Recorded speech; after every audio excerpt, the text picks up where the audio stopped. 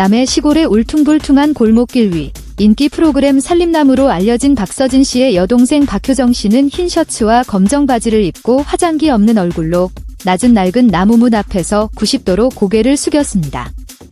처음에는 마을 사람들이 그녀가 주소를 잘못 찾았다고 생각했지만 몇 시간 후 소문이 퍼졌습니다. 효정 씨가 한국 최고의 장구장인에게 고개를 숙이며 감사를 전하러 왔습니다. 사람들과 언론이 더욱 놀란 이유는 그 이유가 밝혀졌기 때문입니다. 그 장인은 바로 전통 장단의 전설적인 손이라 불리는 최두식 선생님이었으며 그는 박서진 씨를 위해 장구 하나를 특별 제작하기로 했습니다. 이 모든 것은 조용히 부탁한 박효정 씨 덕분이었습니다. 최 장인은 까다롭기로 유명하며 지난 20년간 유명 인사를 위한 제작 의뢰를 단 한 번도 수락한 적이 없습니다. 그런데 이번엔 왜 예외를 두었을까요? 모든 것은 3월 초 한 장의 작은 편지에서 시작되었습니다.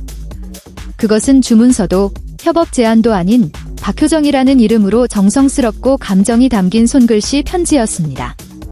그녀는 편지에서 동생의 유명세에 대해 언급하지 않았습니다. 대신 그녀는 오래전부터 간직해온 추억 하나를 풀어놓았습니다. 어릴 적 그녀는 이렇게 썼습니다. 가족이 싸우고 엄마가 울고 동생이 지쳐 쓰러질 때마다 그는 뒷마당으로 나가 장구를 쳤습니다. 누군가에게 들려주기 위해서가 아닌 무너지지 않기 위해서였습니다. 그의 장구 소리는 제가 절대 잊을 수 없는 심장 박동이었습니다. 그녀는 말했습니다. 자신이 자란 가족은 재능은 많았지만 누구도 진심으로 꿈을 좇을 여유는 없었다고. 서진 씨는 돈 아깝다, 엄마가 혼날까봐 현실성이 없다는 이유로 새 장구를 사지 못했고 낡고 찢어진 고등학생 시절 장구를 보물처럼 아끼며 써왔다고 했습니다. 그녀는 썼습니다. 제가 그에게 진심으로 감사하는 선물을 드릴 수 있다면 그것은 한국 최고의 장구뿐입니다. 그래서 선생님이 생각났습니다. 73세의 장인은 처음엔 그 편지를 끝까지 읽지 않으려 했습니다. 언론도 유명인도 그 무엇도 그에겐 관심박이었습니다. 그러나 그 번져있는 잉크 분명 눈물 자국이었을 그것은 그를 멈추게 했고 편지를 접었다 다시 펴며 3번을 더 읽게 했습니다. 그는 손자에게 말했습니다. 예술가가 아닌 사람이 이렇게 장구를 이해하는 건 처음이다. 그럼에도 그는 답장을 하지 않았습니다. 2주 후 그에게 택배 하나가 도착했습니다. 꽃도 고급 술도 아닌 직접 담근 김치 한 봉지와 덤마의 비법 판매 금지, 선물용 전용기라 적힌 젓갈 한 통이었습니다. 함께 동봉된 편지엔 이렇게 쓰여 있었습니다.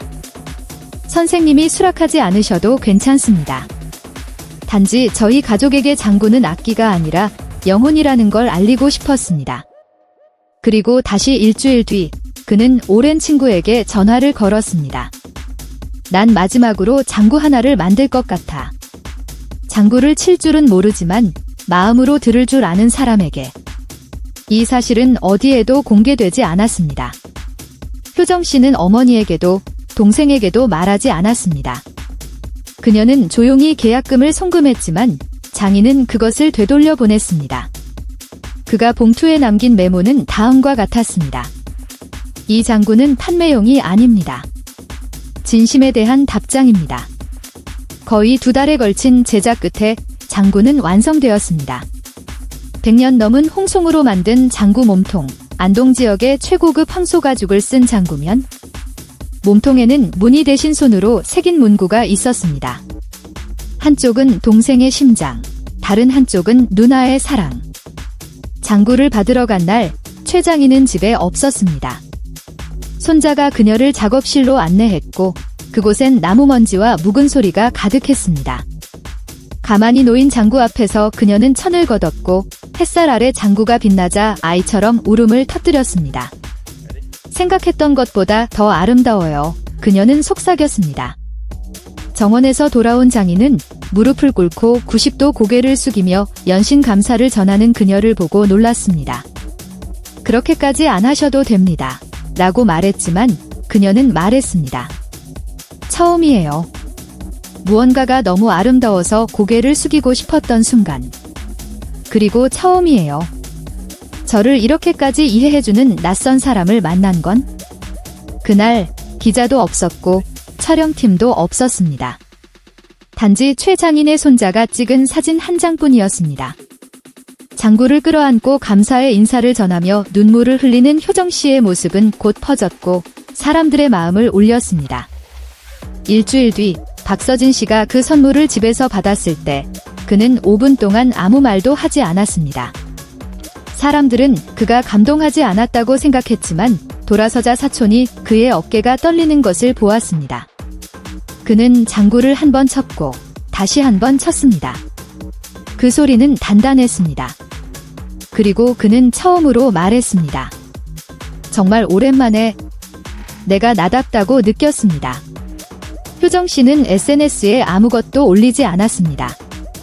그러나 이 이야기는 최 장인이 경주에서 열린 소규모 토크에서 직접 공유하면서 언론과 커뮤니티에 퍼져나갔습니다. 사람들이 놀란 것은 그가 원칙을 깨뜨렸다는 사실뿐만 아니라 한 누나가 동생을 위해 보여준 조용한 사랑이었습니다. 언론은 이것을 올해 가장 감동적인 장구라 불렀습니다. 하지만 효정 씨에게 이건 단지 작은 행동이었습니다. 유명해지고 싶은 게 아니에요. 그저 제 동생이 자기 감정을 진짜로 느끼며 살 수 있기를 바랐어요. 그리고 만약 한 장구 소리가 그를 버티게 할 수 있다면 저는 뭐든지 할 겁니다. 그녀는 그렇게 했습니다.